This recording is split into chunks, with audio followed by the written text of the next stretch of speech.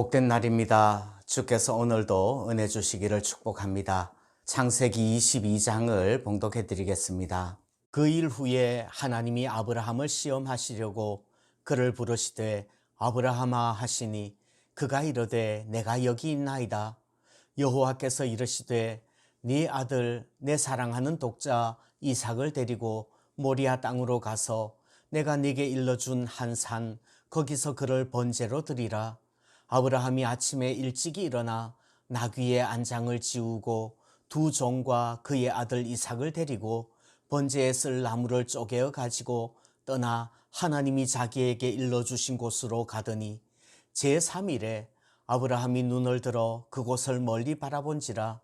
이에 아브라함이 종들에게 이르되 너희는 나귀와 함께 여기서 기다리라.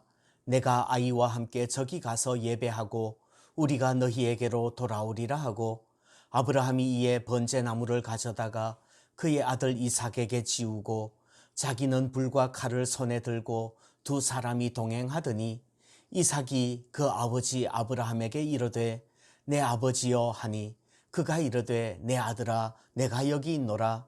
이삭이 이르되 불과 나무는 있거니와 번제할 어린 양은 어디 있나이까. 아브라함이 이르되 내 아들아 번제할 어린 양은 하나님이 자기를 위하여 친히 준비하시리라 하고 두 사람이 함께 나아가서 하나님이 그에게 일러주신 곳에 이른지라.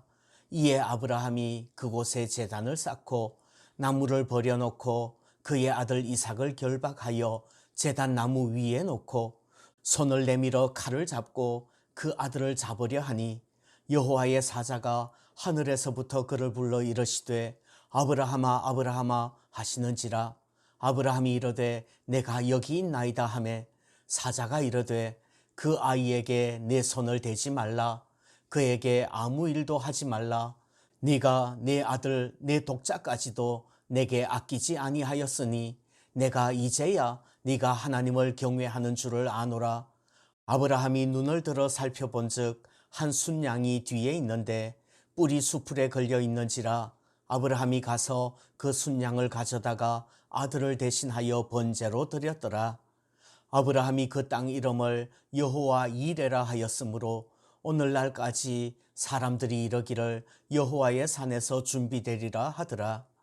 여호와의 사자가 하늘에서부터 두 번째 아브라함을 불러 이르시되 여호와께서 이르시기를 내가 나를 가리켜 맹세하노니 네가 이같이 행하여 네 아들 네 독자도 아끼지 아니하였은즉 내가 네게 큰 복을 주고 네 씨가 크게 번성하여 하늘의 별과 같고 바닷가의 모래와 같게 하리니 네 씨가 그 대적의 성문을 차지하리라. 또 내 씨로 말미암아 천하 만민이 복을 받으리니 이는 네가 나의 말을 준행하였음이니라 하셨다 하니라.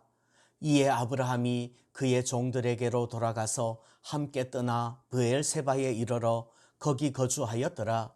이 일 후에 어떤 사람이 아브라함에게 알리어 이르기를 밀가가 당신의 형제 나홀에게 자녀를 낳았다 하였더라. 그의 맏아들은 우스요 우스의 형제는 부스와 아람의 아버지 그므엘과 게셋과 하소와 빌다스와 이들랍과 부두엘이라. 이 8사람은 아브라함의 형제 나홀의 아내 밀가의 소생이며 부두엘은 리브가를 낳았고 나홀의 첩 르우마라 하는 자도 데바와 가함과 다하스와 마아가를 낳았더라. 오늘 창세기 22장은 아브라함이 이삭을 번제로 드리는 그런 장입니다. 그래서 하나님께서 한 순양을 예비해 주시고 그래서 여호와 이레라는 별명이 붙는 장입니다. 하나님께서 준비해 주시는 것이지요. 이 장은 너무 유명해서 여러 초점으로 조명하고 설교하는 일이 많습니다. 불과 일주일쯤 전에 3월 7일에 주일 예배와 또 8일 월요일 새벽 묵상을 통해서 창세기 17장의 아브라함의 순종을 살펴보면서 다루기도 했습니다. 오늘은 이삭의 관점에서 살펴보려고 합니다.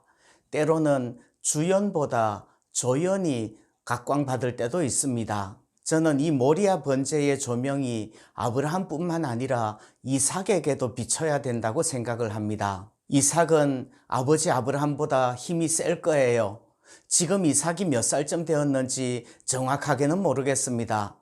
그러나 4절에 보면 3일 길을 걸어서 갔다고 되어 있고 6절에서는 번제나무를 지고 산에 올라갔다고 합니다. 그만큼 체력이 된다면 적어도 중고등학생쯤 되지 않았을까요?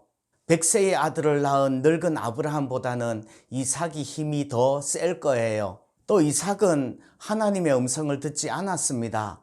하나님의 음성을 들은 것은 아버지 아브라함이지요. 그리고 이삭은 그것이 정말 하나님의 뜻인지 아니면 아버지가 늙으셔서 노망이 난 것인지 의심할 수도 있었다는 말입니다.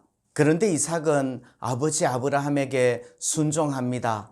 오늘 9절 말씀 보시면 늙은 아버지가 젊은 아들을 결박하여 제단 나무 위에 놓았다고 말씀을 합니다. 이삭이 아버지에게 목숨을 내놓는 순종을 하지 않았다면 불가능한 일이에요. 늙은 아버지가 힘으로 제압해서 젊은 이삭을 결박할 수 없었을 거라는 말입니다. 7절 말씀 보시면 이삭은 이미 번제할 어린 양이 어디 있느냐고 아버지에게 묻습니다. 그래서 8절에서 아버지는 하나님께서 친히 준비하실 거라고 대답을 했지요. 아마 이삭은 충분히 상황 파악했을 거라고 생각합니다.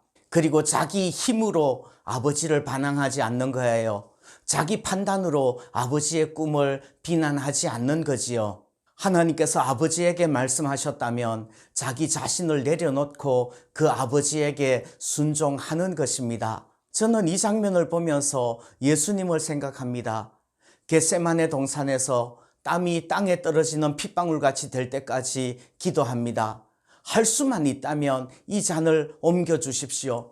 그러나 내 원대로 마시고 아버지의 원대로 되기를 원합니다. 이것이 주님의 모습입니다. 이삭의 순종은 자기를 드리기까지 하는 순종인 것이지요. 이삭은 죽기까지 자기를 드렸던 것입니다. 하나님의 뜻을 자기 지식으로 판단하기보다는 아버지 아브라함에게 주신 말씀을 믿음으로써 받아들이는 순종인 것입니다. 오늘 우리에게 필요한 것도 이런 것은 아닐까요? 오늘 하루도 주님께서 인도해 주시는 복된 한 날 되기를 소원합니다.